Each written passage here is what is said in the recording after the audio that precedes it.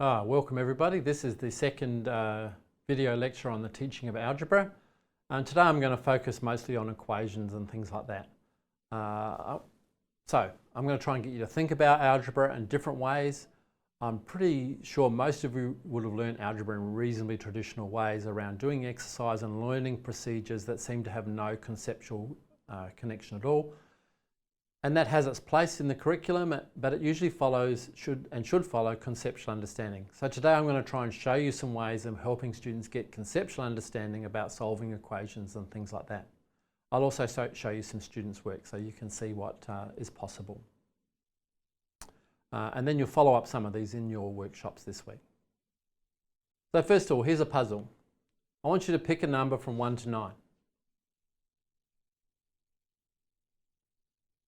I want you to subtract 5 from that number and then multiply by 3.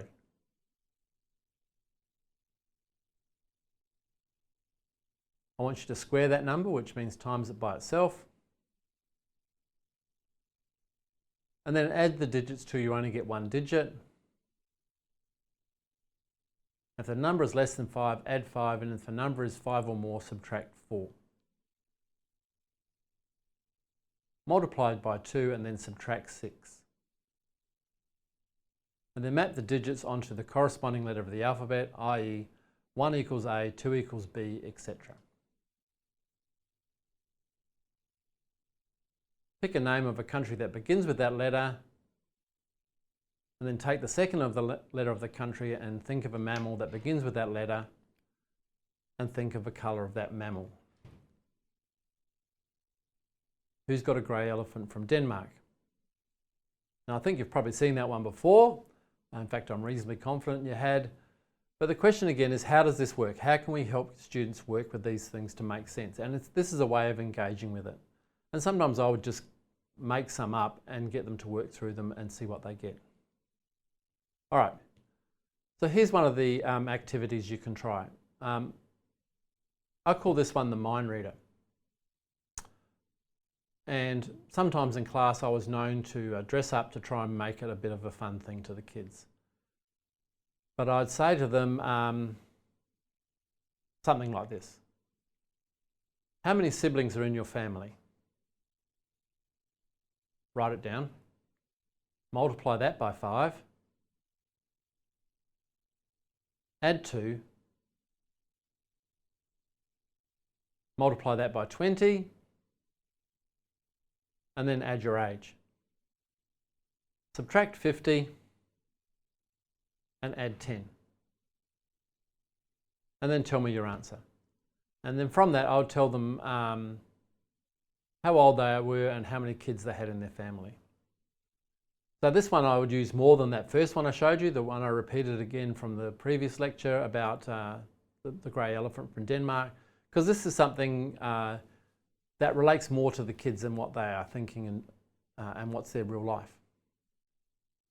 And then I'd work through how it could be a mind reader. So if they think of how many siblings in their family, we could use the letter S for that number. We multiplied it by 5, we get 5 times S or 5S. We add 2, we get 5S plus 2. We times it by 20, we get 100S plus 40. Add your age, 100S plus A for your age, plus 40. If we subtract 50, 100S plus your age minus 10. Add 10, 100S plus A. And you can see if you do that, the number of siblings in your family will be in the hundreds column, if you like, and your age will be the last 2 digits. So playing around with some of these sorts of things and helping the kids to make their own, I found they quite enjoyed it and had a bit of fun, and they could get hooked into playing around with variables and moving them around. This was much more interesting than doing 100 exercises of simplifying variables and things like that out of the textbook.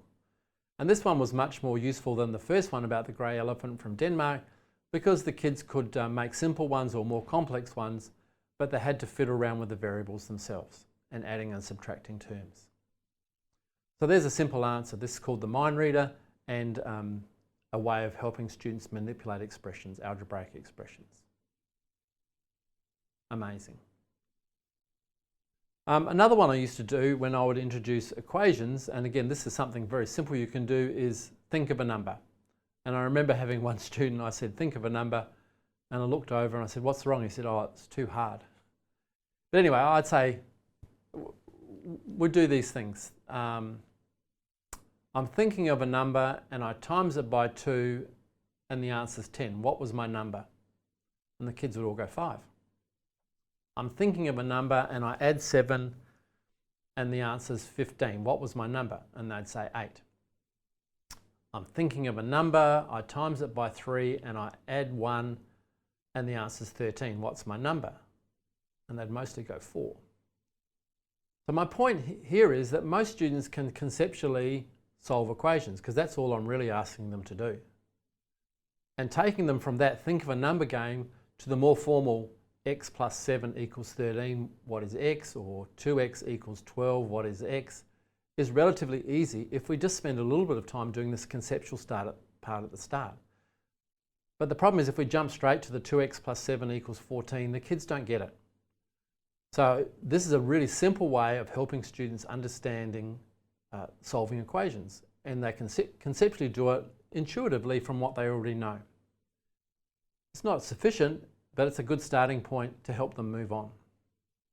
Now the other one I suggest is useful and it's called an algebra machine, and we could do it on the whiteboard when we were teaching, but I used to have a big box and it was an old fridge box, and I painted it up and I had a funnel on the front and a funnel on the side, and at the back I had a little envelope where the kids could, what I said, program it.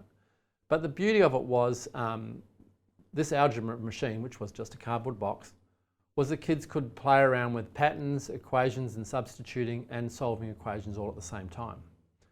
So for example, I'd say, I might make up a rule, which is, let's say 2x or 2 times the number. I'll choose a simple one. And I'd put that on a card and I'd put it in the envelope at the back, which said I'd program the machine. And then I'd say to the kids, right, what do you want to put in? And so they'd say, oh, I put in 5. And I'd say, well, out comes 10. Or I put in 7, out comes 14. And I'd say, do you know what the rule is? Can you guess what the rule is? In other words, can you find the pattern?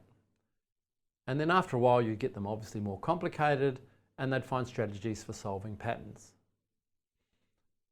Right, so in this case, they didn't know what the rule was, but they did know what went in and what came out. I could have, on the other hand, put the rule in, and again, I'll just choose 2x as a simple one. And I could tell them what went in, and they had to tell me what came out, which was about substituting in equations. So if they knew the program was 2x, or 2 times the number, I'd say, if I put in 7, what comes out? And they'd say 14. If I put in 15, what comes out? 30.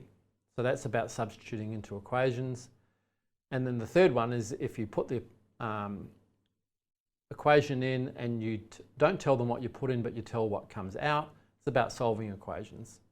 So if the thing was 2x, they'd know that the program was 2x. I'd say the program is 2x and out comes 30.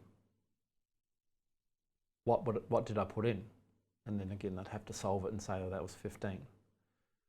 And we did that quite a bit, and then we'd get, well, can you write that down? How could you write it down? How could you record these things? What's your thinking involved? And you can see from this simple game, which wasn't very complicated, the students were doing algebraic thinking in those three areas.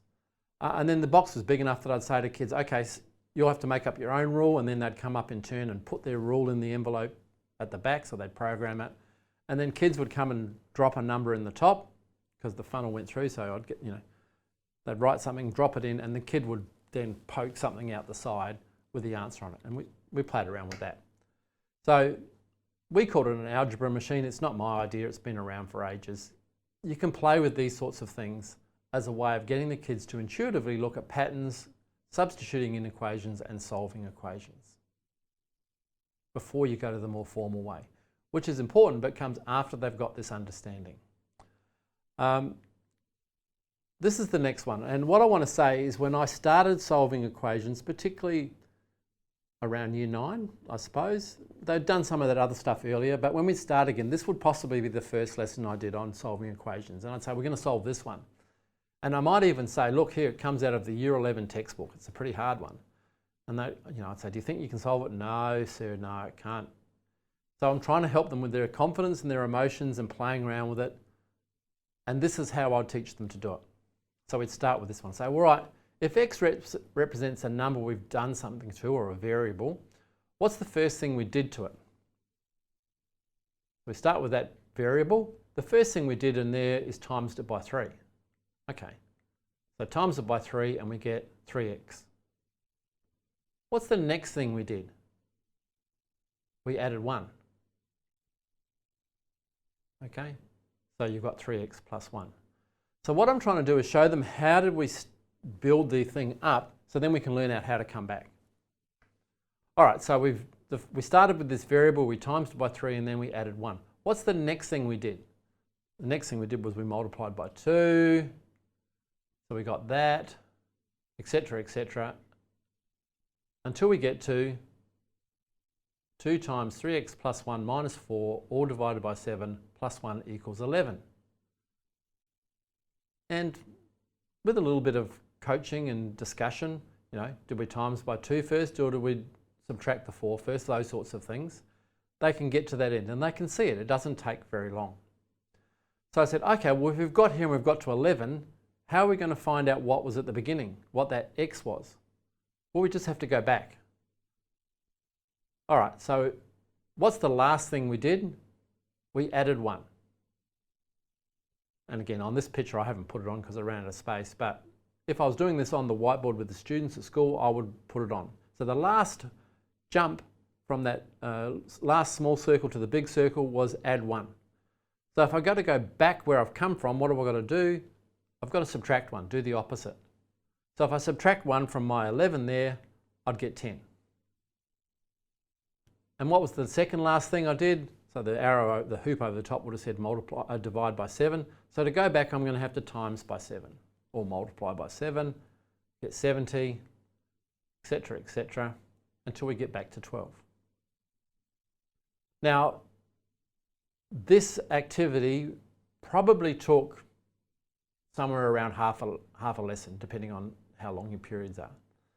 But by doing this one first, the students had a very clear understanding of how to go backwards to get the solution. Because in a sense, that's what they're doing when they solve an equation. All right, so if you were solving this formally, what would you get the students to do? Often you'd say, right, subtract 1 under both sides, and then you'd write 2 bracket 3x plus 1 bracket minus 4 all over 7 equals 10. Then what would you do? You'd go times by 7 on both sides, etc., and you'd set it out down the page. In my opinion, this way of setting out is much more conceptually rich and much easier for them to see. So by doing this activity of going forward, so then they can see how to come back, enabled almost all students to be able to understand the process of solving an equation as a way of, in a sense, undoing some operations on a variable. And I'd start with this really hard one and I'd say, oh, look, you guys, you've just solved a year 11 problem and you're in year 9. And then after you've given them that one, well, if you give them that one seems relatively easy, but probably you would guide them through. And then when you give them things like this, they seem like a piece of cake. So without being the world's greatest teacher, but just thinking conceptually about what I want them to do, I would say almost all students in these classes could solve quite complex equations, linear equations. So I want you just to think with that and play with that and see if that helps you understand it, and then if it's a tool you can use to help students understand it. Because once they've got conceptual understanding, the next thing is to shift them over to the more formal representations of what we might be able to do. But to do that, if you can show them the original one, that one, it's easier then to show them how to shift that to what the working out we might normally expect to see. Okay, the other one I'm going to show you now is simultaneous equations. And again, I would start with some contextual problems before I ever went to the formal ways of doing it. Because often the problems we give students to do with simultaneous equations are better solved by guess and check or other intuitive methods rather than using formal approaches. Now I'm going to give you an example. This was given to kids in grade 4. and we gave it to some students. They were in America. So the question was, and it was just a picture, we've given them here, if someone got 2 t-shirts and 2 sodas and it cost $44, and someone else got 1 t-shirt and 3 sodas and it costs $30. How much does it cost for a t-shirt and how much does it cost for a soda? Give your reasoning and show how you worked out the answer. So these students did not know how to do simultaneous equations. They'd never been taught how to do simultaneous equations. So this is what the first student did. That's not the student, that's just a clip art picture I found. They said, well, 1 t-shirt cost $18. So these students are about 10, which is the correct answer. And they said, because 1 t-shirt and 1 soda is 22. So you can see in the top picture there, they've circled 1 t-shirt and 1 soda. So if 2 t-shirts and 2 sodas are 44, 1 t-shirt and 1 soda must be 22. Then the 2 sodas on the lower picture, so you can see they've circled the soda and 1 t-shirt there, and they know that that part's 22. Therefore, the other 2 sodas must be 8. So therefore, a soda is $4, and if a soda is $4, 22 minus 4 is 18, and that's how this student solved it. Okay? No simultaneous equations, about 10 years old. Not a particularly, just an ordinary everyday student who'd done a problem-solving approach to learning maths. Here's another kid. They wrote it like this, and you'll see that they've drawn a third picture underneath, and they've written counting on. And what they mean by that is you can see the first picture's got 2 t-shirts, the second picture's got 1 t-shirt, and so the third picture's got no t-shirts. The first picture has 2 sodas, the second one has 3, and so the third picture has 4. They've just continued the pattern. So you can see they've written there 2 t-shirts, 2 cups, then 1 t-shirt and 3 cups. So I do no t-shirts and 4 cups, almost ready, and they just followed the pattern. 44 down to 30, therefore that's gone down by 14. The next one would be 16, therefore 4 sodas is 16, which means therefore a soda costs $4, and from there they worked out that the t-shirt was 18. So again, here's some working out on a simultaneous equation that was quite conceptually robust. Interestingly, I gave this very same problem to some of my students back in Australia in year 8 or 9 after they'd learned to solve simultaneous equations. And the funny thing was about half of them couldn't do it, even though they had the sledgehammer tool to do it. My point here is with simultaneous equations, you're trying to find out a pattern in things and trying to get them to find conceptual ways to do it and think about it before we give them those formal tools which are necessary. And then when you do that, make sure you give them problems where the formal tools are required. You can't solve it. These solutions are better than using the formal tools. They're more elegant, they're more mathematical. So give them problems where they need to do it. Don't give them the usual one like in the pet store there's 30 animals and 50 legs.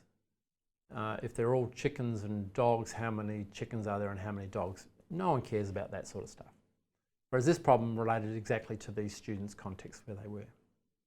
All right, I want to just talk briefly about relations. This was taken directly from the New Zealand curriculum at the time. And the question is, the thing the students had to do is interpret graphical information derived from a familiar context. And then the example was, the graph below shows the depth of water in a bath. Write a story about the water level as the person takes the bath. Now, I found this to be something I could use, but none of the students wanted to write a story. So I used to get them to act it out and ask them what's happening. And there's lots of things we could do with here. And there you can talk about rates of change and all sorts of things. So what's happening at the beginning? They've turned the taps on and the water's running. What happens to that first little flat bit there? Well, that's where they've turned the taps off, but they're just getting ready to jump in. What's the next bit? That's where they're getting in the bath. Then the top flat bit, what's that? Well, that's why they're sitting in the bath. And then etc., etc. And I'd ask them questions like, well, what do you think they did when they're in the bath? Because that top line's very flat, so therefore the depth never changed. So they must have been very still. They didn't move because otherwise the water depth would have gone up or down. When they got in the bath, which is that second incline part there, how do they get in the bath? Because it's very steady inclines. So it's not like they just jumped in it didn't go whoosh like that or anything like that. So a whole range of questions you can do based on just a simple graph like that, and getting them to interpret the relationship between the depth of the bath and the time.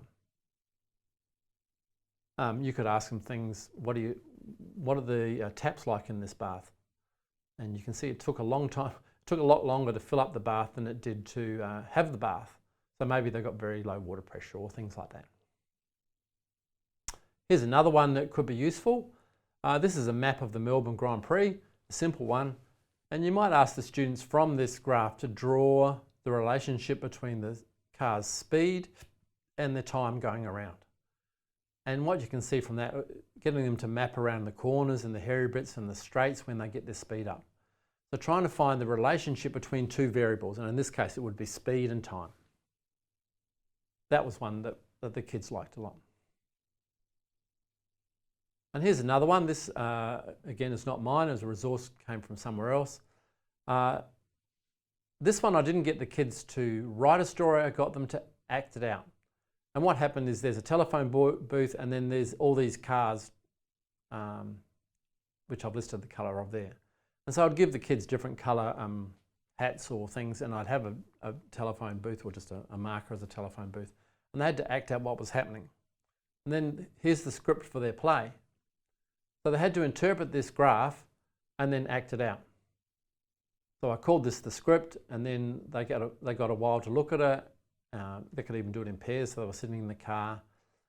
And the graph shows the distance from the telephone booth and as time goes on. By acting it out, they still had to be able to interpret the graph, which was the point of the exercise. I found when I asked the kids to write a story, they really didn't like doing that. So again, just some simple activities, and you can explore these further with your tutors. There's lots more out there available. None of these I've made up myself, but trying to help the students get the conceptual development about what the idea is. So previously I asked you this question, what do you think algebra is all about? And I hope over these last two lectures you've had a chance to think about it and what the place is of conceptual understanding followed by practice and exercise to get these things to become automatic, generalised and useful in other contexts. A couple of concluding comments. After building conceptual understanding through activities that connect with the students, then that's the time you build automaticity through purposeful practice, which might be exercises in a textbook or a worksheet or something like that. But don't get it the other way around, because the students will not connect the abstract learning to the context. Secondly, connect the formal assessment requirements to build confidence and connected understanding. So once you teach these kids these things, let's say you did this one, then maybe in their test or their exam, give them a question that looks similar, but instead of cars by a telephone booth, there might be people walking past a rubbish bin or something else you can make up that might be of more interest than people walking right past a rubbish bin. So make sure the assessment reflects what you've been teaching, so they build confidence and things like that. What I would try and do is, after I've done some exercises with the students, so the same as with that very complex equation we solved at the start, I would do that, I would help them build up confidence, I'd then do some exercises out of a textbook, and then I'd give them an exam question or a NAT plan question or something like that, so they could see that they could do it and they could make the connections to it. And that built their confidence so they could see that they could do well in the formal context as well as the informal learning and understandings.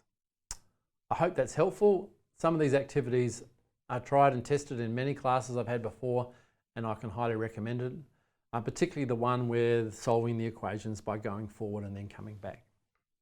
Okay, all the best.